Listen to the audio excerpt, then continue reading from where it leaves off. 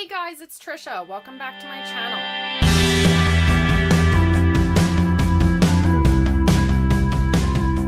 Today I am going to be doing the Genre Buster tag. This tag was originally started by Lucy and Scott from BookAxe, and I will link their original video down below so you can check it out. The questions in this tag all have to do with genre-defying preferences, and Lucy and Scott answered the questions outright, but I decided to incorporate some books that I feel really fit well with my answers. There are 7 questions in this tag, so I'll get started. Question number 1, do you prefer books that develop characters in depth or books with a fast-paced plot? I do prefer books with more developed characters, but not at the expense of the plot. If you have the most amazing characters and a subpar plot, I'm probably not going to enjoy it. It's not going to be memorable. It's not going to be a fun read for me. 2 books that seem to come to mind that fit this very well for me, I actually don't own physical copies of.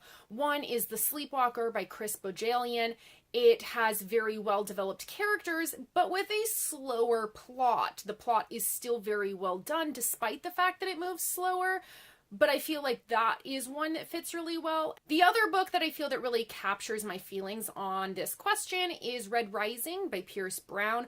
The characters are quite complex and very well developed, but the plot is actually very fast paced, and I really enjoy that. So the two, both The Sleepwalker and Red Rising, I feel capture the feeling of my preferences for that type of book. Question number 2, do you prefer lighthearted, optimistic books or books that explore the darker side of life? I personally tend towards books that reach on the darker side of life, have darker themes to them, but there does need to be a little bit of lightness to balance it out. For example, I have a nonfiction book that I really enjoy, You're Making Me Hate You by Corey Taylor. Corey Taylor is the lead singer of one of my favorite bands, Slipknot, and this is a collection of essays that he has done exploring events in his life and events that happen just kind of every day, but it's done with a really dark and cynical, kind of what the fuck, sarcastic humor. And so it's really dark, but also very humorous. So I think that that's the kind of balance that I really enjoy. Question number 3, do you prefer books that get straight to the point or books that challenge language and style? I do enjoy books that get more straight to the point, but I also enjoy the flowery writing. I like books that have slightly alternative styles to the way they're structured, but I don't like it when it goes completely over the top and beyond reason. One book that I feel like encompasses the straight to the point but still has beautiful writing is The Diviners by Libba Bray. It's very atmospheric and she does a great job of crafting the world in a way that is appealing and beautiful to read, but it does move pretty quickly and it is kind of to the point in the plot. Question number 4, do you prefer books that introduce you to new ideas and issues or books that aim purely to entertain? I really enjoy reading to learn, but I like having fun while I do it. I'm currently reading The Science of Star Wars. I think that this is a great example of I'm learning lots of entirely new concepts, but it's really fun and it's set in a really interesting way to introduce the concepts that I'm learning about.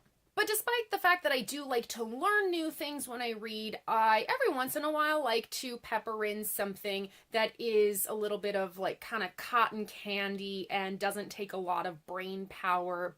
It is there for entertainment. Question number 5, do you enjoy books with graphic descriptions of violence or swearing, etc., or do you actively avoid them? I don't actively seek them out, but I feel like if they end up in the book that I'm reading and they fit the situation and the characters well, and it's not put in there just for the sake of being put in there, then I'll really enjoy it.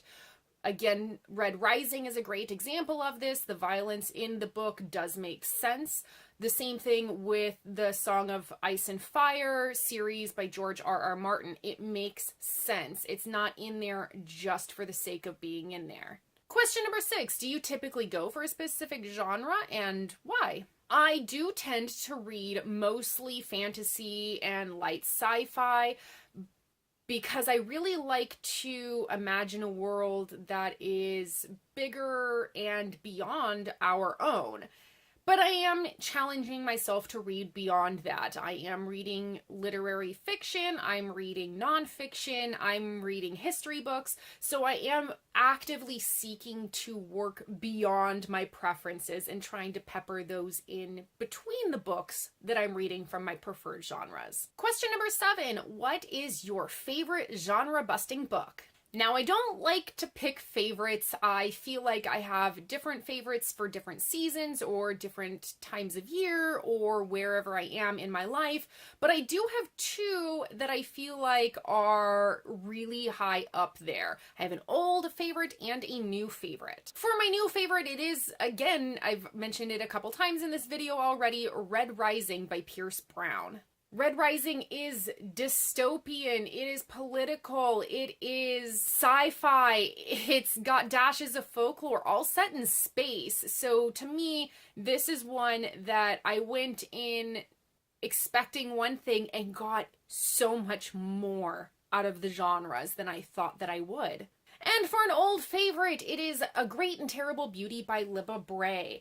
I love this one because it's historical, it's paranormal fantasy, it's romance, it's mystery, it's suspense, all set in a boarding school. So there's so much more to this one than I expected. I was expecting to pick up a historical fantasy, and there's so much more to it. All right, you guys, that is it for the genre busting tag.